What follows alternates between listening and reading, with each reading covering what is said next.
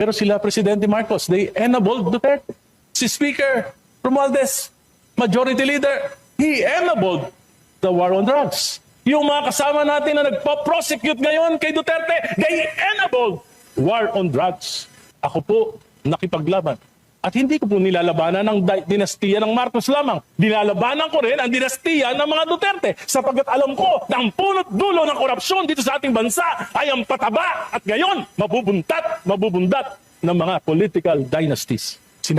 Sabi sa akin, Egay, yung mga salita mo nakakapagpalakas kay Sara Duterte. Sabi ko, mali yan, Secretary. Ang nagpapalakas kay Duterte ay ang patuloy ng mga palpak na polisiya ng Administrasyong Marcos. Sinabi magpapakulong December 15, nagpakulong ba kahit isa?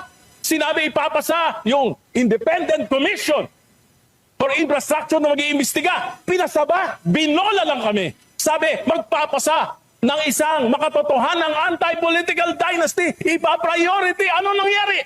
Sa halip na anti-political dynasty ang pinasa ng Committee on Suffrage and Electoral Reforms, ito po ay pro-political dynasties. Hindi lang magpapataba, magpapabundat pa sa mga dinastiya dito sa ating bansa.